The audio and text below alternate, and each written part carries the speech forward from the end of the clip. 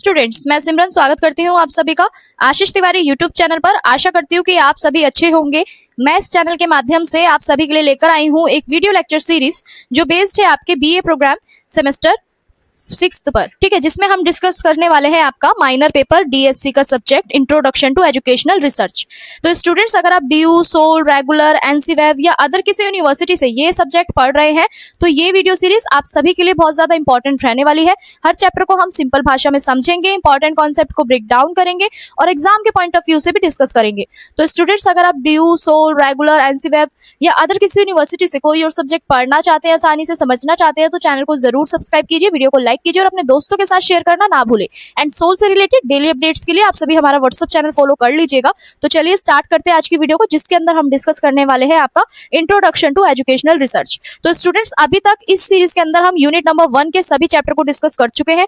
वहीं unit number 2 की बात करें तो यूनिट नंबर 2 की जो वीडियोस हैं, सभी चैप्टर्स जो हैं वो यहाँ पे 2 पार्ट में मैंने आपको कवर कराया है। 2 पार्ट में हमारी वीडियोस मिलेंगी आपको, ठीक है। यूनिट 2 में हमारी जो वीडियो रही थी, यूनिट नंबर 2 में चैप्टर 4, चैप्टर 5, चैप्टर 6 की एक वीडियो बनाई है सेपरेट, और पार्ट 2 में हमने पार्ट 7 और पार्ट 8 को रखा है, ठीक है। वीडियो के पार्ट 2 में हमने चैप्टर 7 और चैप्टर 8 को रखा है। तो बेसिकली आज की जो वीडियो आपकी रहने वाली है वो यूनिट नंबर 3 पे बेस्ड रहने वाली है, जिसके अंदर हम चैप्टर नंबर 9 को डिस्कस करेंगे, जिसमें हम जानेंगे कि आपका गुणात्मक और मात्रात्मक और मिश्रित जो आपकी विधियां हैं, ठीक है, रिसर्च की, वो क्या है और किस तरीके से होती है। यानी आपकी क्वांटिटेटिव रिसर्च और क्वालिटेटिव रिसर्च, और साथ ही साथ आपकी जो मिक्स रिसर्च जो है उसको जानेंगे कि ये क्या होती है, क्यों ये आपके एजुकेशन के सेक्टर में जरूरी होती है, और इससे एक टीचर को, एक स्टूडेंट को क्या बेनिफिट्स मिलते हैं। या फिर हम कह सकते हैं कि ये जो आपके मेथड है रिसर्च के, इनकी क्या इंपॉर्टेंस है एजुकेशन के अंदर, ठीक है, और इनसे हमें क्या क्या जानकारी प्राप्त होती है, ठीक है। तो हम इन सारी चीजों को डिस्कस करने वाले हैं यूनिट नंबर 3 में। तो वीडियो को एंड तक जरूर देखिएगा, ये आपका मोस्ट इंपॉर्टेंट यूनिट रहने वाली है पूरे सब्जेक्ट में से, ठीक है। ज्यादातर क्वेश्चन आपके यहीं से बनते हैं कि क्वालिटिव और क्वांटिटिव और मिक्स रिसर्च जो होती है आपकी, वो कौन कौन सी होती है, या एजुकेशन के अंदर उनकी इंपॉर्टेंस क्या होती है, या उनके मेथड कौन से होते हैं। तो चलिए विदाउट वेस्ट ऑफ टाइम हम स्टार्ट करते हैं आज की वीडियो को, जिसमें हम सबसे पहले जानते हैं इसका एक छोटा सा इंट्रोडक्शन। तो इंट्रोडक्शन हमें क्या कहता है कि ये जो आपकी यूनिट है, इसके अंदर हम उन सारी विधियों को जानेंगे, ठीक है, उन सारी मेथड्स को जानेंगे जो किसी भी समस्या को, घटना को, व्यवहार का अध्ययन करने में हमारी क्या करते हैं, मदद करते हैं, ठीक है। यानी हम कह सकते हैं कि जब हम रिसर्च करते हैं तो ये जो आपके 3 मेथड है ना रिसर्च की, क्वांटिटिव, क्वालिटिव और मिक्स, यानी आपका गुणात्मक, मात्रात्मक और मिश्रित जो आपकी रिसर्च है, ये जो मेथड है तीनों, ये आपके हर स्थिति में आपके उपयुक्त होते हैं। हर स्थिति मीन्स कि हर सिचुएशन में ये आपके प्रैक्टिकली होते हैं और ज्यादातर इनका ही उपयोग किया जाता है आपका रिसर्च करते समय। तो अगर हम रिसर्च की बात करें तो रिसर्च में जो भी हमें इंफॉर्मेशन मिलती है ना, वो सफिशिएंट नहीं होती, वो पर्याप्त नहीं होती है, ठीक है। बल्कि हमारे लिए ये भी जरूरी होता है कि जो आपकी रिसर्च है वो कितनी वैलिड है, ठीक है, कितनी ट्रस्टेबल है, उसके अंदर आपका साइंटिफिक जो प्रोस्पेक्टिव है, यानी वैज्ञानिक दृष्टिकोण जो है वो किस तरीके से है। तो ये सारी चीजें भी ना हमारी रिसर्च के अंदर बहुत ज्यादा जरूरी होती है स्टूडेंट्स। इसलिए आपकी जो, हम कह सकते हैं, जो भी हम मेथड इसमें पढ़ने वाले हैं ना रिसर्च के, क्वांटिटिव, क्वालिटिव, इसलिए ये जरूरी होते हैं, ठीक है, जो आपकी रिसर्च को एकदम वैलिड बनाते हैं, ठीक है, ट्रस्टेबल बनाते हैं और एक वैज्ञानिक रूप भी देते हैं। तो इस चैप्टर को पढ़ने के बाद स्टूडेंट्स क्या समझ पाएंगे कि सबसे पहला पॉइंट हमारा क्या कहता है कि हम जानेंगे कि जो रिसर्च के अंदर जो आपके अलग अलग जो मेथड्स होते हैं वो कितने प्रकार के होते हैं, ठीक है। उसके बाद सेकंड पॉइंट क्या कहता है कि गुणात्मक, मात्रात्मक और मिश्रित शोध में हम अंतर समझ पाएंगे, यानी आपका क्वालिटिव, क्वांटिटिव और मिक्स रिसर्च जो होते हैं ना, मेथड जो होते हैं इसके, उसके अंदर हम डिफरेंस समझ पाएंगे। उसके बाद है आपका विभिन्न शोध विधियों की प्राकृतिक और उपयोगिता भी हम जान पाएंगे, यानी आपकी रिसर्च के अंदर जो अलग अलग जो मेथड्स होते हैं उनका एक स्ट्रक्चर हम समझ पाएंगे, उनकी एक उपयोगिता समझ पाएंगे, ठीक है। किसी शोध समस्या के लिए उपयुक्त विधि चुनना, यानी इस चैप्टर को पढ़ने के बाद हम जान पाएंगे कि जिस प्रकार की आपकी समस्या है उसी के अकॉर्डिंग हमें क्या चुनना है, आपकी शोध की विधि चुननी है, ठीक है। समस्या के अनुरूप ही आपका रिसर्च मेथड अप्लाई किया जाएगा, ये भी हम समझ पाएंगे। उसके बाद है आपकी शोध में विश्वसनीयता और वैधता का महत्व हम समझ सकेंगे। यानी स्टूडेंट्स, इस चैप्टर को, इस यूनिट को पढ़ने के बाद हम ये जान पाएंगे कि आपकी रिसर्च के अंदर जो आपकी विश्वसनीयता जो है, ठीक है, जो ट्रस्टेबल जो है, और वैधता यानी आपकी वैलिडिटी जो है वो क्या होती है, क्यों होती है, ठीक है जी। आपको इतना क्लियर हो गया। अब हम आगे बढ़ते हैं।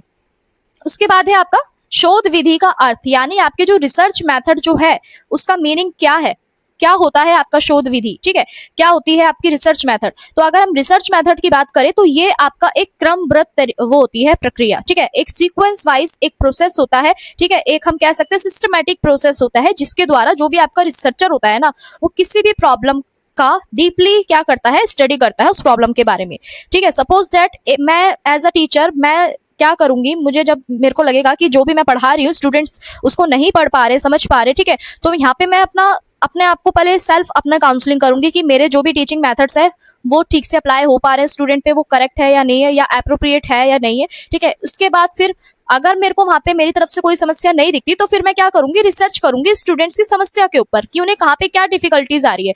तो अब मैं क्या करूंगी, जब भी मेरे सामने ये प्रॉब्लम है कि जो स्टूडेंट्स है ना वो पढ़ नहीं पा रहे, ठीक से समझ नहीं पा रहे, ठीक है, तो अब मैं क्या करूंगी, as a researcher, as a शोधकर्ता मैं क्या करूंगी, उस समस्या को डीपली अध्ययन करूंगी, ठीक है, डीपली उसको स्टडी करूंगी। उसके बाद जो भी कंक्लूजन निकलेगा, ठीक है, उसको हम क्या कहेंगे, एक शोध का तरीका कहेंगे, ठीक है, जिसके अंदर मैं आपके जो भी फैक्ट्स हैं, जो भी तथ्य मेरे को मिले हैं, ठीक है, जो भी इंफॉर्मेशन मेरे पास कलेक्ट है मेरे स्टूडेंट से रिलेटेड, फिर मैं उसका क्या करूंगी, विश्लेषण करूंगी, एनालाइज करूंगी, तब जाके मैं अपनी सच्चाई तक पहुंच पाऊंगी, तब जाके मैं पहुंच पाऊंगी, समझ पाऊंगी कि स्टूडेंट्स को कहाँ पे कमी आ रही थी और कहाँ पे सुधार की जरूरत है, ठीक है जी। तो यहाँ पे आपके जो रिसर्च मेथड जो है ना उसका मीनिंग यही है कि कोई भी रिसर्चर जब समस्या को एकदम डीपली समझता है, उसके बारे में स्टडी करता है, एंड में कंक्लूजन निकालता है, फिर वो जितनी भी उसके पास इंफॉर्मेशन होती है फिर उसे उसको एनालाइज करता है, विश्लेषण करता है, फिर जब वो एंड में सत्य की तरफ बढ़ता है तो वही आपका क्या कहलाता है, शोध विधि, यानी आपका रिसर्च मेथड कहलाता है, ठीक है जी। अब हम इसे सरल शब्दों में अगर जाने तो आपका रिसर्च मेथड ये भी हो सकता है कि हमें कैसे अध्ययन किया जाएगा, हम किस प्रकार से जानकारी ले सकते हैं, किस माध्यम से हम विश्लेषण कर सकते हैं, या किस आधार पर हम उसका कंक्लूजन निकाल सकते हैं, ठीक है। तो सरल शब्दों में यहाँ पे आपको दिया गया है, आप इसको भी पढ़ सकते हैं, समझ सकते हैं। उसके बाद है आपका शोध विधियों की आवश्यकता, यानी आपके रिसर्च के जो मेथड है उनकी नीड हमें क्यों होती है, क्यों रिक्वायरमेंट होती है, ठीक है। तो इसलिए रिक्वायरमेंट होती है, इसलिए आवश्यकता होती है हमारे रिसर्च मेथड की, क्योंकि ये हमें एक सिस्टमैटिक, हमारी स्टडी को एक सिस्टमैटिक एक प्लानिंग के साथ कराते हैं, ठीक है। जो भी हम रिसर्च कर रहे होते हैं जिस भी समस्या के ऊपर, तो हमें एक व्यवस्थित रूप मिलता है रिसर्च के समय। दूसरा कि ये जो भी शोध होते हैं आपके, वो वैज्ञानिक रूप से होते हैं, ठीक है। वैज्ञानिक रूप मीन्स कि आपका ये साइंटिफिक, आपको एक वो देते हैं, आपको एक साइंटिफिक रूप देते हैं। इसके बाद आपका जो नेक्स्ट पॉइंट है वो ये है कि ये सही निष्कर्ष तक पहुंचने में, सही कंक्लूजन तक पहुंचने में आपकी हेल्प करते हैं, ठीक है। और जो भी आपकी रिसर्च होती है उसको एक विश्वसनीयता ये देते हैं, ठीक है। जो भी आपकी समस्या है उसको एक स्वरूप देते हैं, उसको एक सही तरीके से चुनने का, उसके ऊपर सर्च करने का, रिसर्च करने का आपको एक साधन भी ये प्रोवाइड कराते हैं, ठीक है। उसके बाद नेक्स्ट जो आपका टॉपिक है वो ये है कि शोध विधियों के प्रमुख प्रकार, यानी आपके कौन कौन से प्रकार है शोध विधियों के, तो इसको जानते हैं, ठीक है। जैसा मैंने आपको स्टार्टिंग में ही बताया कि हमारे पास जो शोध के प्रकार जो है, रिसर्च के जो टाइप है, वो 3 टाइप की रिसर्च आपको देखने को यहाँ पे मिलती है, जो मेनली आपका यूज होती है, ठीक है। किसी भी समस्या में सबसे ज्यादा उपयोग में लाने वाली जो रिसर्चेज हैं 3, वो ये है आपकी, पहली है गुणात्मक, ठीक है, यानी आपकी क्वालिटिव रिसर्च, उसके बाद है मात्रात्मक यानी आपका क्वांटिटिव रिसर्च, उसके बाद है आपका मिश्रित विधि शोध यानी आपका मिक्स रिसर्च, आपकी इसको हम क्या बोलते हैं, मिश्रित विधि कहते हैं। अब ये देखो, जो आपका गुणात्मक शोध जो है ना, यानी आपका जो क्वालिटिव रिसर्च जो है, इसके अंदर क्या होता है कि इसके अंदर इसका मीनिंग ये होता है कि जब भी हम किसी भी घटना को अपने एक्सपीरियंस के अकॉर्डिंग, समाज की सिचुएशन के अकॉर्डिंग, स्थिति के अनुसार जब हम समझते हैं ना, वही आपकी क्वालिटिव रिसर्च कहलाती है, ठीक है, क्वालिटेटिव रिसर्च कहलाती है। अगर हम इसे सरल भाषा में समझे तो हम लोग किसी बात को कैसे समझ रहे हैं, वो आपका गुणात्मक शोध में, रिसर्च में आता है, ठीक है। या फिर वहां पे घटना कैसे हुई, किसी घटना को हम कैसे समझते हैं, ठीक है। यानी ऑल ओवर अगर इसका हम शॉर्ट में कंक्लूजन समझे ना, तो आपका जो क्वालिटिव रिसर्च जो होती है ना, ये आपकी सिर्फ और सिर्फ एक्सपीरियंस पे बेस्ड होती है, आपके इमोशंस पे बेस्ड होती है, आपके थॉट पे बिहेव होती है, और प्रेजेंट की जो सिचुएशन है, जो वर्तमान की स्थिति है, उसी के अनुरूप ये होती है, उसी को हम क्या बोलते हैं, गुणात्मक शोध बोलते हैं, ठीक है जी। अब हम इसकी विशेषताओं की बात करते हैं, तो इसकी क्या क्या क्वालिटीज हो सकती है। तो सबसे पहली विशेषता क्या कहती है, ये गहराई से हमें स्टडी करने में हमारी हेल्प करता है, ठीक है। इसमें आपकी जो जितनी भी संख्याएं होती हैं, ठीक है, जितनी भी आपकी इसमें संख्याएं होती हैं उनको हम शब्द में देते हैं, ठीक है। फिर व्यक्ति के अनुभव और विचार के दृष्टिकोण को इसमें समझा जाता है, और ये फ्लेक्सिबल होती है, हम इसके अंदर कभी भी चेंजेस कर सकते हैं। और जो रिसर्चर होता है ना, वो सबसे ज्यादा डीपली समझता है किसी भी विषय के बारे में, ठीक है। और ये प्राकृतिक वातावरण से संबंधित आपकी होती है। यानी सपोज दैट कि कोई भी अगर जैसे प्राकृतिक आपदाएं होती हैं, ठीक है, या प्राकृतिक जो वातावरण है, सपोज दैट कहीं पे भूकंप आया, तो वहां की जो वर्तमान की जो स्थिति है, एक रिसर्चर को उसके बारे में जानना है, उस स्थिति के बारे में कि कितनी कैसे समस्या थी, कैसे नहीं थी, ठीक है। तो वो वहां पे क्या करेगा, वहां पे जानेगा कि किस तरीके से वहां के लोग जो है उनको क्या अनुभव हुआ उस समय पे, ठीक है, जिस टाइम पे भूकंप आया। तो वो उनसे पूछताछ करेगा, ठीक है, उनसे जानकारी इकट्ठा करेगा। जब वहां पे लोग अपने अनुभवों को साझा करेंगे, अपने एक्सपीरियंस को बताएंगे, तो वही आपका क्या कहलाएगा, क्वालिटिव आपकी रिसर्च कहलाएगी, गुणात्मक रिसर्च कहलाएगी, ठीक है। उसके बाद है इसके क्या उद्देश्य होते हैं। अगर हम इसके उद्देश्य की बात करें, यानी आपके जो गुणात्मक शोध के जो उद्देश्य है वो क्या है कि देखो, सबसे पहले हम इसमें डीपली स्टडी करते हैं किसी भी टॉपिक के बारे में, किसी भी समस्या के बारे में, लोगों के एक्सपीरियंस से हम स्टडी करते हैं, लोगों के व्यवहार को जानते हैं, ठीक है, सामाजिक और मनोवैज्ञानिक अर्थ को जानते हैं, और नए नए आपकी इसमें कॉन्सेप्ट और जो विचार होते हैं वो विकसित होते हैं। उसी को हम क्या बोलते हैं, गुणात्मक शोध बोलते हैं। उसके बाद है गुणात्मक शोध के उदाहरण कौन कौन से होते हैं। देखो, इसके अंदर आपका विद्यार्थियों की पढ़ाई के प्रति भी हम जान सकते हैं, ठीक है, शिक्षकों के कार्य का भी हम इसमें एक अध्ययन कर सकते हैं, ठीक है। ग्रामीण जो आपकी महिलाएं हैं, ठीक है, जो ग्रामीण स्तर जो है आपका, वहां पे महिलाओं की स्थिति के बारे में, उनकी शिक्षा के बारे में भी हम सोच सकते हैं। साथ ही साथ आपका जो ऑनलाइन पढ़ाई के दौरान जो छात्रों को जो कठिनाइयां आ रही है, ये सारे हम क्या कर सकते हैं, इन सब के ऊपर हम रिसर्च कर सकते हैं, गुणात्मक शोध कर सकते हैं।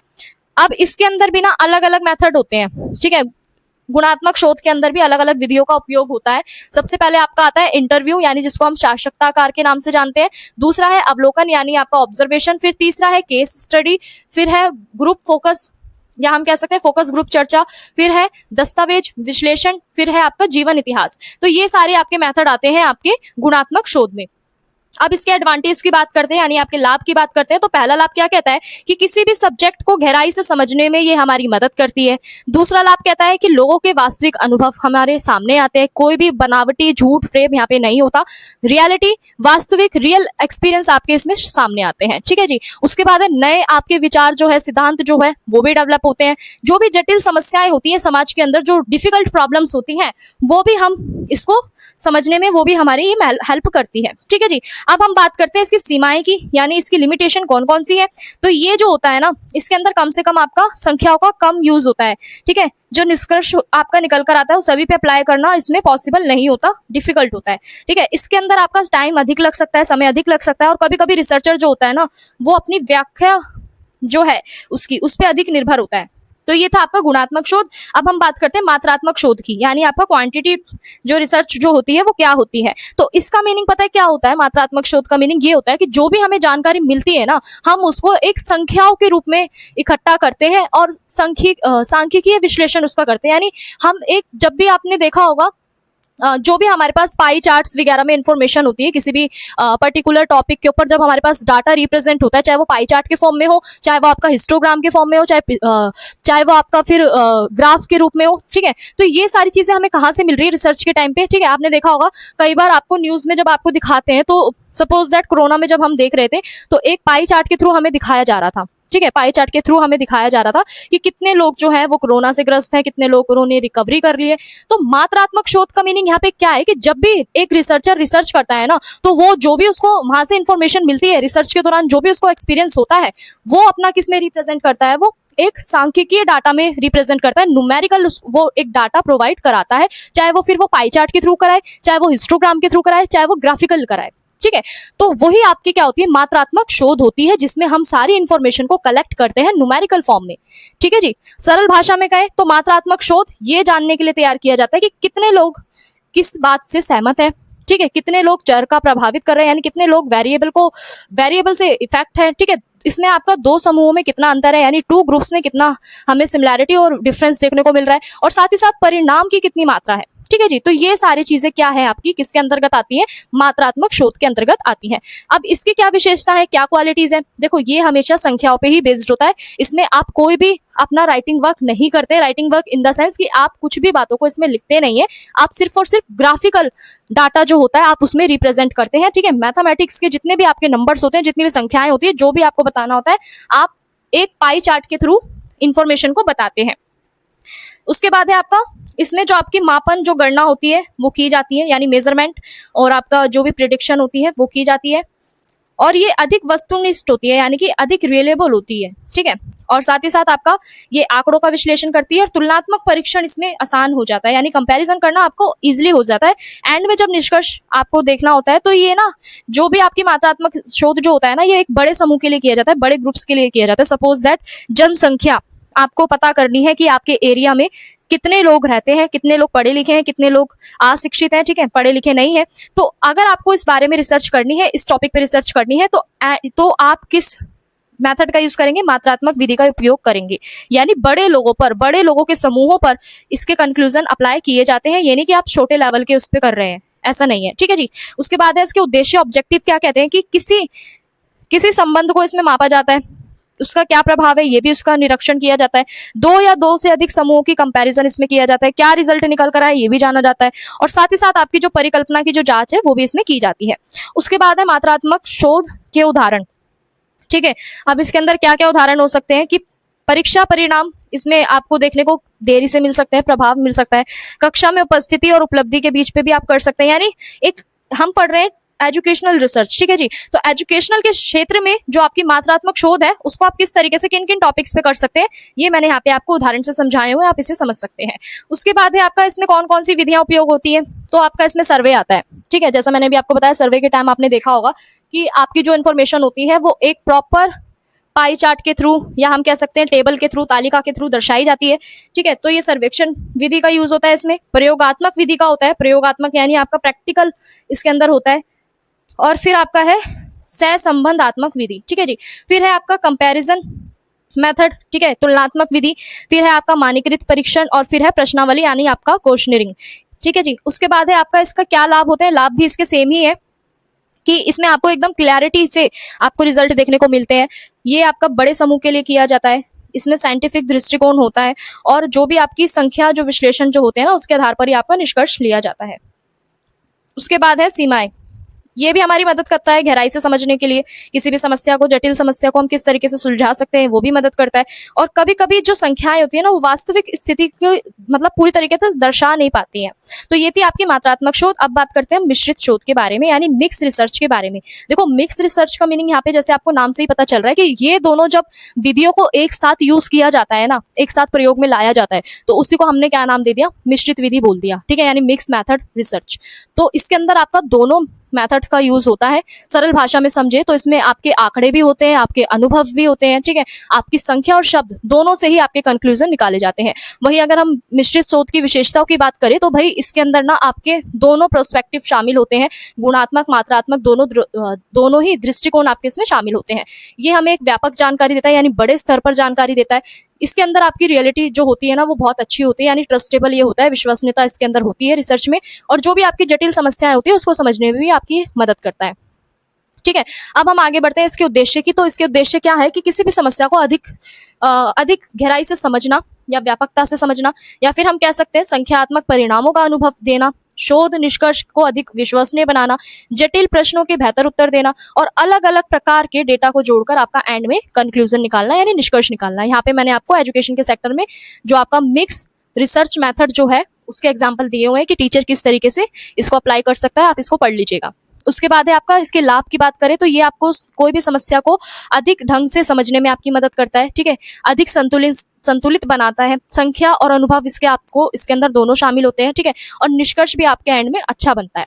उसके बाद है मिश्रित, इसकी सीमाएं कौन कौन सी है कि ये समय लेने वाला हो सकता है, टाइम टेकन हो सकता है, ठीक है, इसमें अधिक संसाधनों की आवश्यकता होती है, यानी आपके मैक्सिमम रिसोर्सेज की इसमें रिक्वायरमेंट आपको होती है।